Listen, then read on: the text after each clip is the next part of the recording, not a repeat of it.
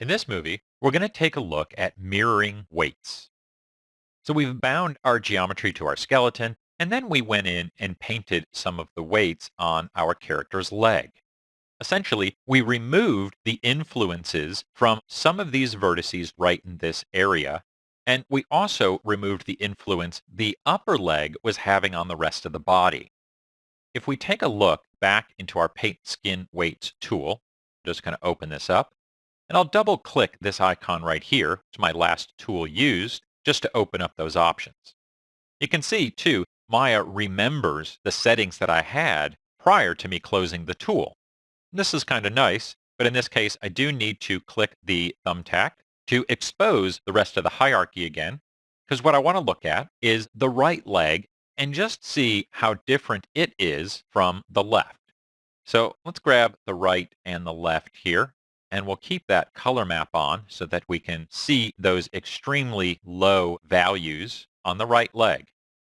There's my left. That's the one we've painted and cleaned up. And there's my right, the untouched leg. What I want to do is mirror the changes that I made on this side of the body over to the right side of the body. Prior to doing this, we want to make sure that my character is in its default pose or its bind pose. And you can see that right there, I have an output saying bind pose. You want to do this because Maya remembers the position that the skeleton was bound in. So if I try to do my mirror skin weights when he's not in their original position, the skin weights are going to get really messed up, and it's not going to know where it's actually grabbing it from. If we go to Skin, we can then choose Go to Bind Pose.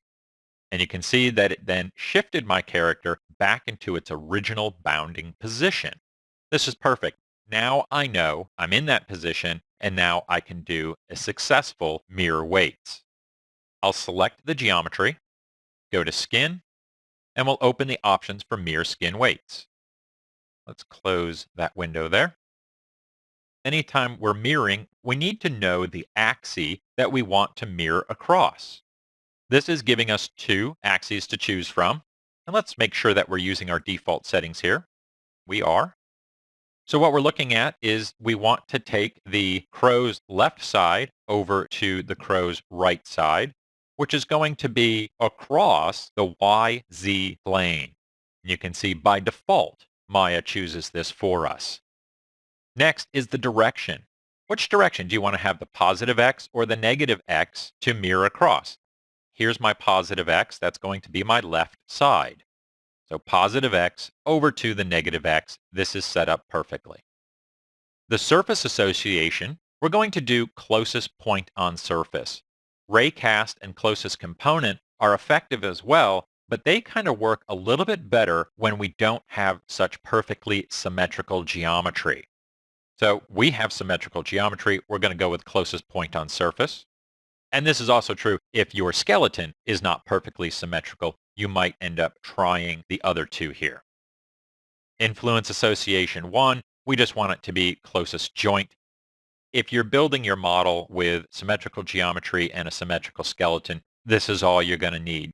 Your defaults here work incredibly well, and in fact, switching them kind of messes things up. So there's no need to even pursue a second association. And that's basically just a backup. But adding a backup here when you already have the perfect thing just messes things up. That last option there is normalize, which will make sure that the values stay between 0 and 1. Our model is already normalized, so there's no reason to turn that on. And we'll choose mirror. We could grab the joint and rotate it.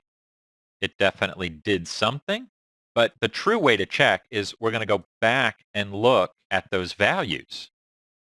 And you can see the left leg mirrored over, but it did cause a little bit of bleeding there, and the right leg didn't get rid of all of the weights entirely. So the mirror tool does work pretty well, not 100% in some cases. This is giving us such a hard time here because we're so close to the center line. So some of those weights are going to bleed across because they exist on both sides. We've got a little bit of weight from the left and a little bit of weight from the right, and that just kind of causes some issues right along that center line.